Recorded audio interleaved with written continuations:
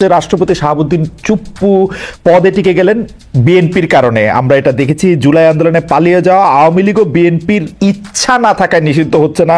খোদ প্রধান উপদেষ্টা মিডিয়ায় সাক্ষাৎকার দিয়ে কথা বলেছেন।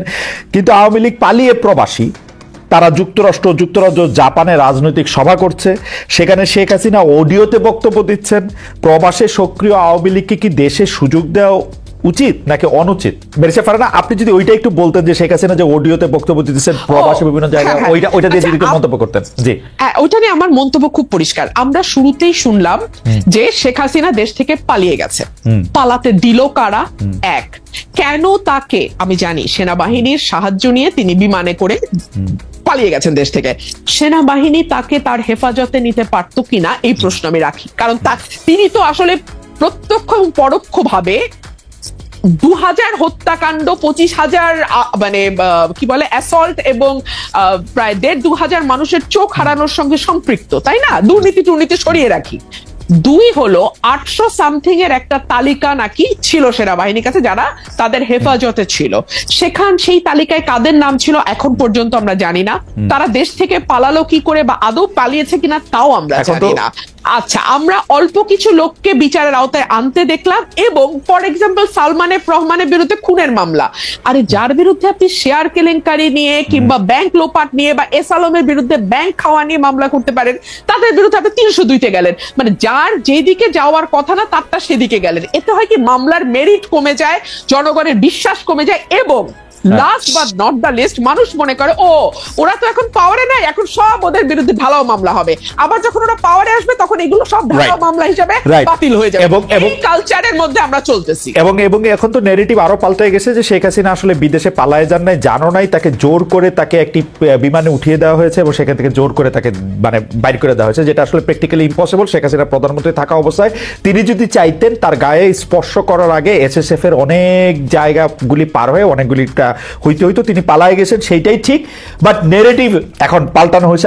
আমরা একটু বেরিসা ফারহানার কাছে জানতে চাই, বেরিসা ফারহানা, এইটা মানে আপনার কাছে কি মনে হয় যে মানে ভারতে উনি আছেন, ভারত সরকারের সমর্থন নিয়ে উনি যে কোনো সময় টুপ করে এসে খুব করে ক্ষমতা নিয়ে নেবেন, আপনার এরকম মানে এই বয়ানটা আপনার কাছে কিরকম লাগে? মানে এটা খুবই অস্বাভাবিক, এটা হবার কোনো সুযোগ নেই। ভারতও এটা খুব ভালোই বোঝে।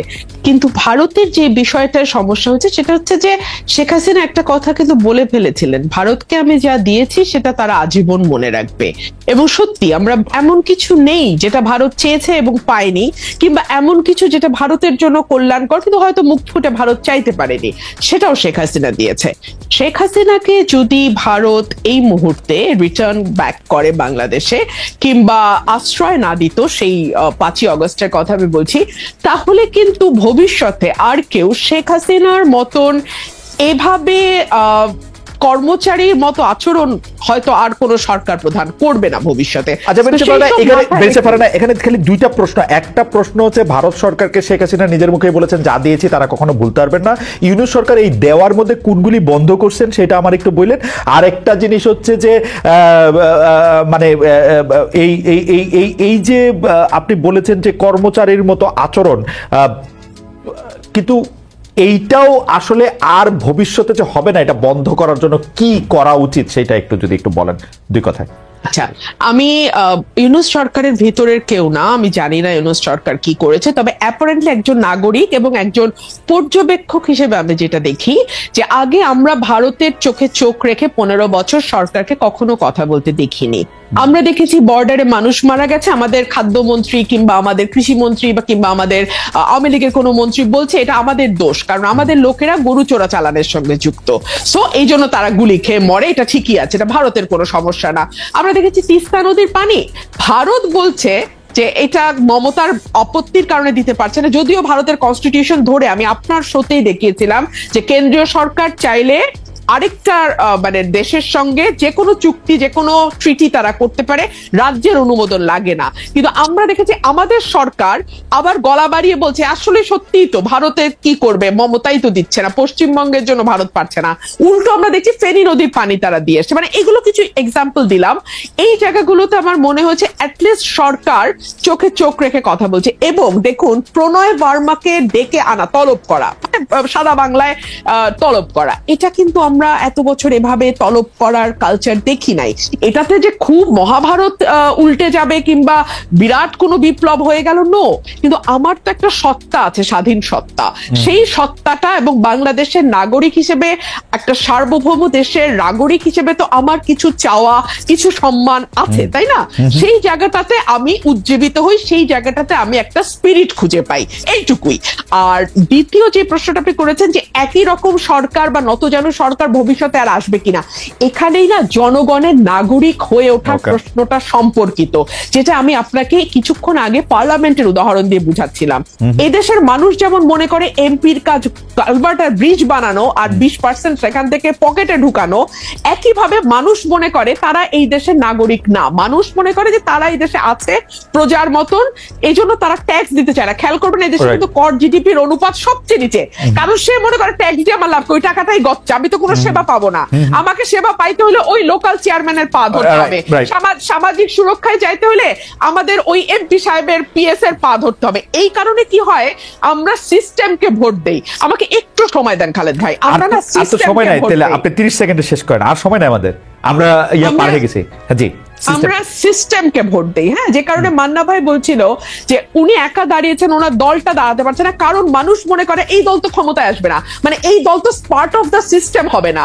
পার্ট অফ দ্য সিস্টেম যদি না হয়, তাহলে তার ঘরের টিনের চালের জায়গায় একটা ভালো পাকা চাল আসবে না, তার ওএমএস এর কার্ডটা হবে না, তার বয়স্ক ভাতার কার্ডটা সে পাবে না। এই সব কারণে না মানুষ আসলে একটা মানে এক্সিস্টিং সিস্টেমের সাথে নিজেকে কোনোভাবে অ্যাকোমোডেট করতে থাকে। এই কারণে আমি 70, 50 বা 15 বছরের কথা বলছি। মানুষের ভেতরে সেই নাগরিক হয়ে ওঠা, রাষ্ট্রের অংশীদারত্ব দাবি করা এবং রাষ্ট্রের মঙ্গলে যে দিন শেষে তার বা তার ভবিষ্যৎ প্রজন্মের মঙ্গল হয়, এই বিষয়গুলো তার মগজে ঢোকা একটা প্রক্রিয়ার বিষয়, এবং এই প্রক্রিয়াটা সময় লাগবে খালেদ ভাই। এইটা আসলে খুবই মানে সারফেস লেভেলে আছে। বেরসা ফারহানা, আপনাকে ধন্যবাদ। মানে আপনি যদি একটু বলেন যে এই যুক্তরাষ্ট্র জাপান এখানে যে রাজনৈতিক সমাবেশ করতেছে, এটা আসলে ঠিক হচ্ছে কিনা, আবার মানে মানে মানে ডক্টর ইউনূস যে বলতেছেন আসলে বিএনপির জন্য পারতেছি না আওয়ামী লীগরে ঠিকঠাক করতে, ওইটা নিয়ে যদি এটা উনি যদি বলেন খুব মুশকিল। জানেন সম্ভবত খালেদ যে ডক্টর ইউনূস আমার ডাইরেক্ট টিচার ছিলেন। জি, চিটাগাং ইউনিভার্সিটি। ডাইরেক্ট টিচার থাকলে একটা অসুবিধা হয় না, সমালোচনা করতে কিরকম নিজের মধ্যে লাগে, কিন্তু তারপরে আমি তো বলতে বাধ্য হচ্ছি, ধরেন এখন সবচেয়ে ভালো ক্রিকেটারকে আপনি ফুটবল খেলতে দেবেন, আমি দেবে ওকে ফুটবল ভালো খেলতে পারবেন কি? ওনার আপনি প্রথম থেকে যে বক্তৃতাগুলো করেন সেগুলো যদি খেয়াল করেন, উনি বলছেন বাংলাদেশ হবে একটা ফ্যামিলি, আমরা ইনক্লুসিভ ডেমোক্রেসি করতে চাই। এই দুটো কথার কিন্তু কোনো ব্যাখ্যা দেননি, কিন্তু এটার ব্যাখ্যা একটাই দাঁড়ায় যে আপনি এদেরকে অ্যাকোমোডেট করে রাজনীতিটা করবেন।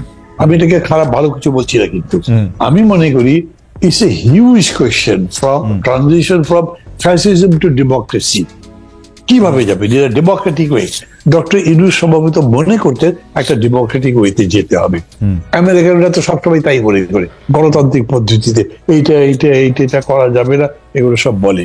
কিন্তু বাংলাদেশটা এরকম যে এত কিছু করবার 15ই আগস্ট আপনি কিন্তু কিচ্ছু করতে দেননি, সেটাই রাইট, এবং এই পর্যন্ত তাদেরকে দিচ্ছেন না, সেটাই চলছে। কিন্তু আপনি বক্তৃতা যেগুলো করছেন এবং সেই ভিত্তিতে সেটা বুঝে, সাগর ভাই তো বলেই দিল, কই তাদের তো ব্যান করি নাই, তাদেরকে তো সমাবেশ করতে নিষেধ করি নাই, চাকরি যেতে যেতে কোনোভাবে বাঁচলো তারটা, উনি পোস্টেড আউট হয়ে গেলেন, মানে আরেক দায়িত্বে চলে গেলেন। তো এই ক্রাইসিসটা আগে বুঝতে হবে। আমরা এই গণতন্ত্রের প্রত্যাবর্তনটা করব যে সেই পদ্ধতি কি, এটা ট্রায়াল এন্ড এরর দিয়ে হতে পারে। আমি মনে করি যতদূর ডেমোক্রেটিক অ্যাটমসফিয়ার রেখে করা যায় সেটা ভালো, আমি এটা প্রেফার করবো। এটা আমার ব্যক্তিগত চয়েস। ডক্টর ইউনূস যদি এটার পক্ষে থাকে, আমি তার সাথে আছি। যদি অন্য কিছু বোঝান তাহলে সেটা বলবেন, কিন্তু আমি মনে করি এইটা করতে গিয়ে আবার উনি মনে করেছেন যে গণতন্ত্রে কি আপনার জরুরি অবস্থা নাই, গণতন্ত্রে কি নিষেধাজ্ঞা নাই, গণতন্ত্রে কি 144 নাই? আছে তো, আপনি এগুলো চর্চা করেই কন্ট্রোল করতে পারতেন। আমরা যখন বলেছি সাইবার সিকিউরিটি অ্যাক্ট সব বাতিল করে দেন, সেটা আমাদের সময় ছিল, কিন্তু এখন সাইবার সিকিউরিটি অ্যাক্ট বাতিল করবার কারণে আপনি শেখ হাসিনার বক্তৃতা বন্ধ করতে পারছেন না, অন্যান্য কাজ করতে পারছেন না। এইখানে ডেফিনেটলি গভর্নমেন্টের স্ট্রং হওয়া দরকার ছিল। কেন? আমাদের দেশ তার অতখানি অভ্যস্ত নয়, অতখানি শিক্ষিত নয়। শেখ হাসিনা আবার বক্তৃতা করছে, তার মানে ওর কিছু হয়নি, তো ঠিকই আছে। কমন পিপল তো এরকম করে ধারণা করে, কিন্তু সাধারণত এরকমই হয়, পড়ে যাওয়ার পরে, পতন হবার পরে, পরাজয়ের পরে তাকে দেখা যায় না জনসমক্ষে। ব্যাপারটা এখন উল্টা হয়ে গেছে, এই জন্য তাদেরকে বলছে স্ট্রেংথ আছে। যদি এরকম হয় যে সুশাসন দিয়ে ডক্টর ইউনূস গণতন্ত্র প্রতিষ্ঠা করতে পারতেন, তাহলে শেখ হাসিনা আর আওয়ামী লীগ দিয়ে ফিরে আসতে পারতেন কিনা সমস্যা। কেন? যে এই 15 বছর যে দুঃশাসন, লুটপাট যা যা করেছে, তার পক্ষে কোনো ন্যারেটিভ তো তারা তৈরি করতে পারতো না। তারা মানুষের কাছে কি নিয়ে আসবে? আমাকে ভোট দাও, আমি জনগণের পক্ষে আছি, তোমরা আমাকে সমর্থন করো। কেন এই 15 বছরে আমি এই কাজ করেছি, ওরা ভুল বলছে, এটা তারা বলতে পারবে না। কারণ হচ্ছে জলজান্ত এমন অনেকগুলো উদাহরণ আছে, মানে যেমন তার পিওর যে 400 কোটি টাকা কামাই করছে, অথবা ধরো এই যে 2টা মেট্রো স্টেশন ঠিক করতে লেগেছে মাত্র 100 কোটি টাকার নিচে, উনি বলেছে লাগবে 400 কোটি টাকা। তারপরে কত বড় চোর উনি নিজে, এটা তো বোঝা যাচ্ছে, মানুষ কিন্তু বোঝে। এর ফলে আমি মনে করি এটাও একটা ট্রায়াল আর এরর মেথডে যেতে পারে, কিন্তু তার সাথে সাথে একটা সুশাসন আর একটা হচ্ছে দক্ষ শাসন, যেটা নিয়ন্ত্রণও করতে পারে, যেটা এনার্কি কিংবা ভায়োলেন্সকে কন্ট্রোল করবার মতো ক্ষমতা রাখে। নট ওই যে ছাত্রদের পার্টিদের সেরকম করে না, কত তাড়াতাড়ি পুলিশটা অর্গানাইজ করতে পারেন, কত তাড়াতাড়ি সবগুলো এজেন্সিকে অ্যাক্টিভ করতে পারেন, কিন্তু গভর্নমেন্ট তো সেগুলো ফেল করছে। ফলে হয়েছে কি, এখন প্রশ্নটা বড় করে তৈরি হয়েছে, তো ওরাই কি আবার ফিরে আসবে? অনেকে ভাবছে এগুলো, এই ভাবনাটাও আপনি একদম মানে মৃত্যু ঘটাতে পারতেন যদি আপনি বাজার দরটা ঠিক করতে পারতেন, আপনি ট্রাফিক কন্ট্রোল করতে পারতেন, জ্যাম কমাতে পারতেন। এবং আবার বলি, এখন তো আসলে পুলিশের ঘুষটুস তো চলছে ভেতরে ভেতরে, শুরু হয়ে গেছে, খালি পুলিশের মধ্যে না, সিভিল অ্যাডমিনিস্ট্রেশন শুরু হয়েছে। এমনি মানা ভাই, এরকমও তো মানে তো আসলে শোনা কথায় এই সরকারে যারা আছেন যে উপদেষ্টারাও কি ঘুষ খাচ্ছেন এখন? কথা তো শুনি বাজারে বাজারে শুনি। এখন ধর এই যে আপনাকে যেটুকু আমি বললাম, এটা একটা স্বীকৃতির মতো ব্যাপার হলে বেচারা একটু বিপদে পড়বে, তাদেরকে এটা ফেলতে চাই না, কিন্তু যদি করে থাকে তাহলে এর চাইতে বড় রকম সমালোচনা তো তাদের সামনে পড়তে হবে। কে খাতির করতে যাবে বলেন? তারপরে দৃশ্যমান যদি হয় বিষয়টা তাহলে হবে। তাছাড়াও যখন উনি এই ছাত্রদেরকে উপদেষ্টা নিয়োগ করলেন, তখন কিন্তু অনেকেই প্রশ্ন করেছে এই বিষয়টা, মানে ছাত্রদেরকে আন্দোলনে জিতেছে বলে ক্ষমতাই আনতে হবে, এটা তো একটা কথা না। দ্বিতীয় কথা, যদি আপনি আনলেনও তারপর তাদেরকে গাইড করবার প্রশ্ন ছিল, আপনি তাদের হাতেই কন্ট্রোল দিয়ে দিলেন, তারাই সব চালাতে যদি লাগে, তাদের তো লার্নিং এর পিরিয়ডটাই ঠিক মতো শেখা হলো না, তাহলে কি করবে? উনি যখন নিজে বক্তৃতা করেন, ওই ওল্ড ইয়েদের বাদ দাও, তোমাদের নিজেদের করতে হবে। That is not the right way to say things, because আপনি অভিজ্ঞ লোকজন ওই না হলে তো আপনি আছেন, আপনি ডক্টর মোহাম্মদ ইউনূস 84-85 বছর বয়সে, আপনাকে থাকতে হচ্ছে, আপনাকে আপনাকে একটু আমি ইয়ে করছি, কিন্তু মানে ভাই আমি তো দেখি যে ভারত সরকার শেখ হাসিনাকে বন্দি করে রেখেছে, তাকে মিডিয়ার সঙ্গে কথা বলতে দিতেছে না, এবং আমি দেখি যে যখনই বাংলাদেশে কোনো কম্পিটেন্ট কোর্ট রায় দিবে, ভারত সরকার ফেরত দিবে শেখ হাসিনাকে এবং জেল খাটবে। এবং আমি তো শেখ হাসিনার প্রতি ভারত সরকারের প্রেম দেখি না তো আর, মানে এটা কি দেখা যায় অ্যাবসলিউটলি প্রিজনার সে, উনি এখানে, এটা তো আওয়ামী লীগের প্রোপাগান্ডা যে উনি এখানে খুব ভালো আছে, ভালো নাই উনি এখানে, আমি আপনার কথাই সত্যি মনে করি, কিন্তু এই যে হাতে যদি একটা মোবাইল থাকে সেটা দিয়ে একটা ভিডিও মেসেজ পাঠানো, এটা কোনো বিষয় না, এটা সবাই ভিডিও মেসেজও পাঠাতে পারতেছে না তো, কোথায় ভিডিও মেসেজ পাঠাইছে? এইগুলি অডিও মেসেজ, ভিডিওটা লাগায় রাখে, সরি অডিও বলতে ভুলে গেছে আমার, অডিও ওটা তো করতেই পারেন। আর ওইটা দিয়ে লন্ডনে প্রেস কনফারেন্স অ্যাড করছেন, বক্তৃতা করছেন, দিজ আর রটেন থিংস, এগুলো দিয়ে ইন্ডিয়ান গভর্নমেন্ট আবার শেখ হাসিনাকে বসাতে চায়, এইটা প্রকাশিত হয় কিনা এটা আবার সন্দেহ আছে। তাছাড়া ওই যে তারা বলেছে যে বর্তমান অন্তর্বর্তী সরকারের সাথে তারা আগের সরকার মধ্যে সুসম্পর্ক স্থাপন করতে চায়, এইটা করা ছাড়া তাদের কাছে পথ কি আছে? আমরা সবসময় ভুল করেছি, আমি আগেও বলতাম যে আমাদের সরকার বলতে চাই যে ইন্ডিয়ার কাছে আমাদের অনেক দায় আছে, আমাদের কাছে ওদের দায় কম না। এক চিকেন নেক তাদের পুরো ঘাড়ি ভেঙে দিতে পারে, সেটা তারা বোঝে, এবং সেইটাতে আমরা যদি পুরো এন্টাই চলে যাই তাহলে তাদের জন্য খুব সুবিধা না। সো কার্ড আমাদের কাছেও আছে। আমি কিন্তু শেখ হাসিনাকে নিয়ে, আমি জানি না ব্যারিস্টার ফারহানা কি বলবেন, আমি কিন্তু শেখ হাসিনাকে নিয়ে ইন্ডিয়ানদের অনেক বড় স্বপ্ন পরিকল্পনা আছে, এটা আমার মনে হয় না, মানে ইন্ডিয়ান সরকারের, মানে ময়ূক বিশ্বাসে দিয়া ইন্ডিয়ান সরকার জানি না আমি, এটা যদি ধরেন এরকম হতো যে তাজউদ্দিনের ফ্যামিলিকে তারা আনতে চেষ্টা করছে। Right. That could B A real conspiracy. Right, কারণ very ওইটার good. মধ্যে কিন্তু হ্যাঁ এটাতে কিন্তু পাবলিক রেসপন্ড করার সম্ভব ছিল। এবং খেয়াল করে দেখেন যে তাজউদ্দিন সাহেবের ছেলেমেয়েরা যেরকম করে বক্তৃতা করছে, এটা তো হার্ট ক্যাচিং টাইপের বক্তৃতা একটা, এবং যেরকম করে বলছে ওই জায়গা থেকে কিছু হয়েছে। আমি খোঁজ করবার চেষ্টা করেছি, যদিও ওরকম করে আমি ইনক্লুড করি না, সেটা খারাপ দেখা যায়, কিন্তু আমি দেখেছি যে এরকম নয় এখন পর্যন্ত। ইন্ডিয়ানদের কোনো পরিকল্পনা থাকলে আপনার বক্তব্যের পরে মনে হয় এটা নাই হয়ে গেল মান্না ভাই, কারণ হবে ষড়যন্ত্র, আপনি এটা সামনে নিয়ে আসছেন, এটা তার মনে হয় না থাকবে।